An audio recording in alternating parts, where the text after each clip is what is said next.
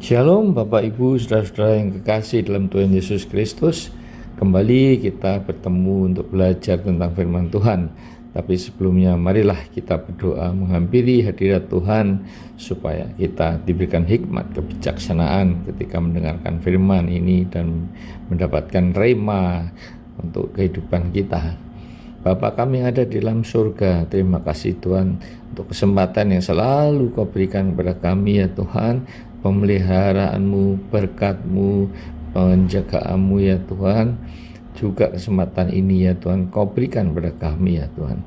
Bapa, tolong Tuhan urapi lidah dan bibir hamba-Mu ini agar mengucapkan apa yang Kau inginkan ya Bapa.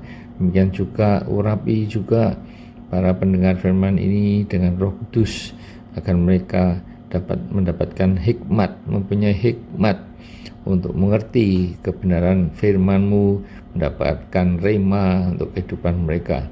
Dan ubahlah ya Tuhan mereka yang saat ini masih hidup belum seperti apa yang Kau kehendaki.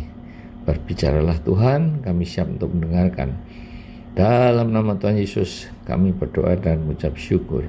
Amin.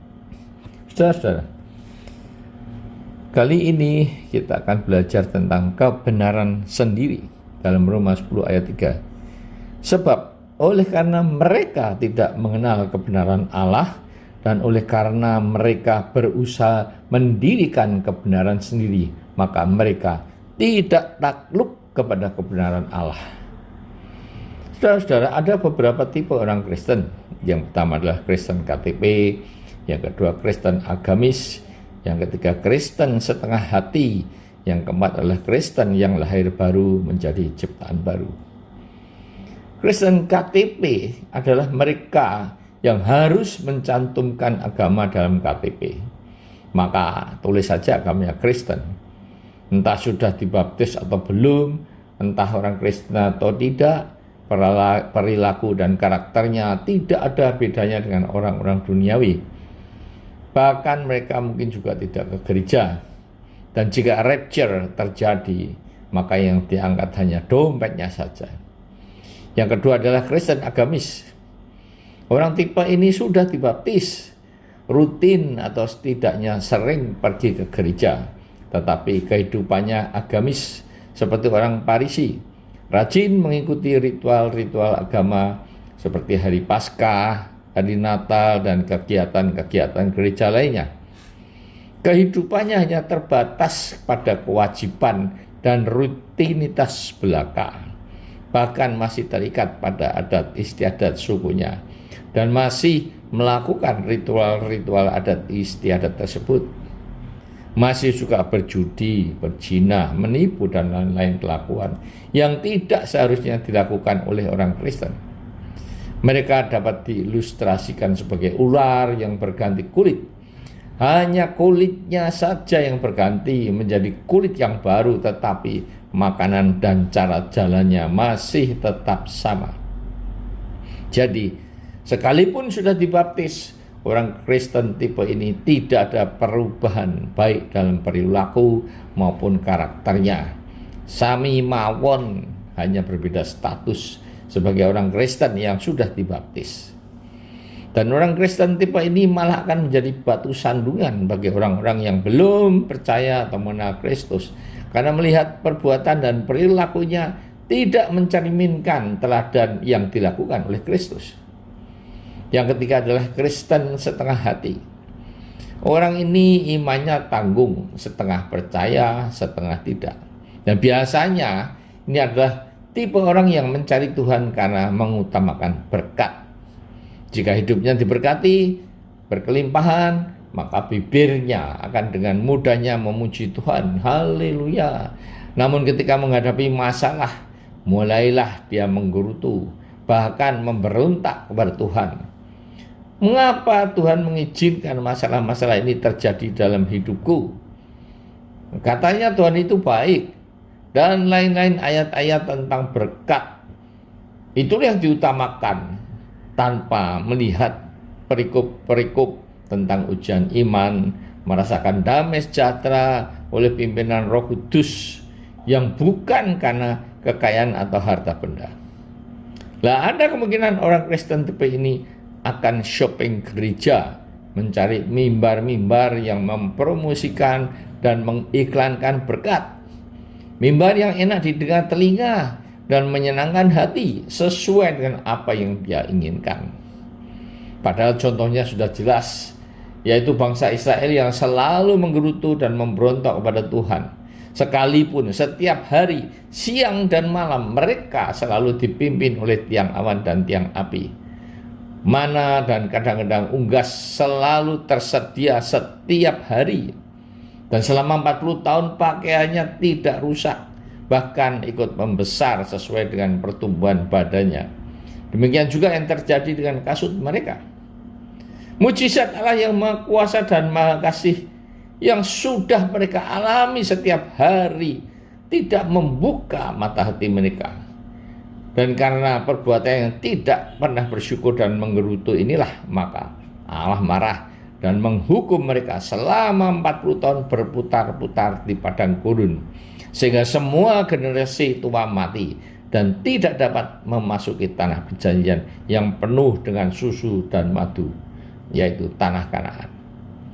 Nah, jelas dikatakan dalam Roma 10 ayat 3 di atas bahwa mereka tidak mengenal kebenaran Allah dan mereka berusaha mendirikan kebenaran sendiri dan tidak takluk kepada kebenaran Allah.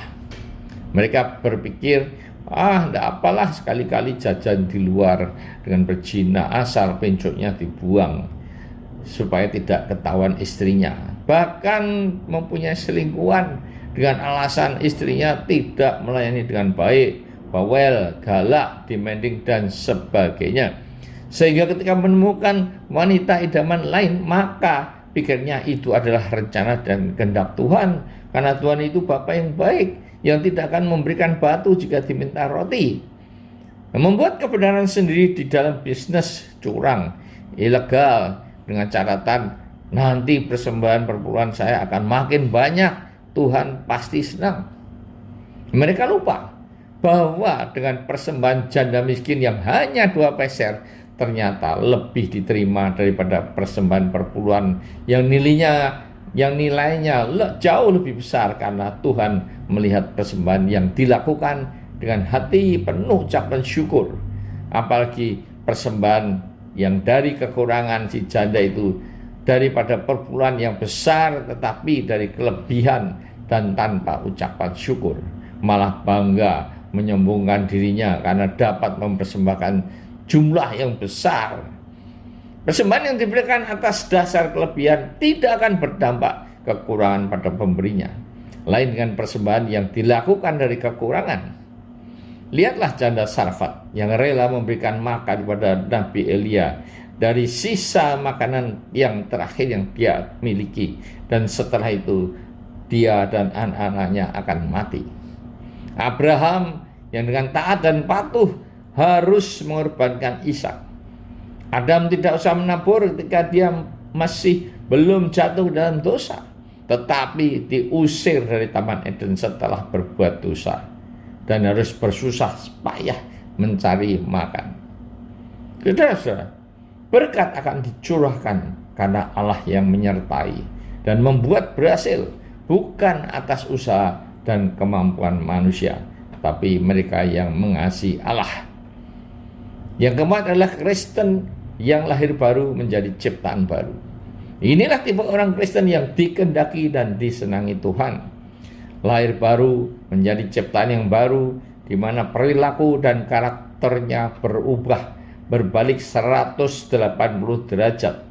Hidup yang dipimpin oleh Roh, meninggalkan perbuatan daging seperti percabulan, kecemaran, hawa nafsu, penyembahan berhala, sihir, perseteruan, iri hati, amarah, kepentingan diri sendiri, pencideraan, roh pemecah, kedengkian, kemabukan, pesta pora, dan lain-lain.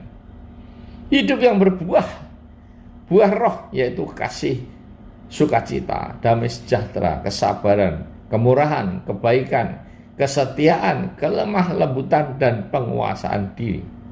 Karena sudah menjadi milik Kristus, maka segala keinginan daging dan hawa nafsunya telah disalibkan bersama dengan Kristus dan dibangkitkan bersama-sama dengan kebangkitan Yesus, diberi roh yang baru, hayat yang baru, sehingga hidupnya dapat berbuah roh. Amin. Mari kita berdoa. Tuhan, terima kasih atas firman-Mu ya Tuhan, yang mengingatkan kami untuk menjadi orang Kristen yang lahir baru, menjadi ciptaan baru, bukan tipe orang-orang Kristen yang lain ya Tuhan.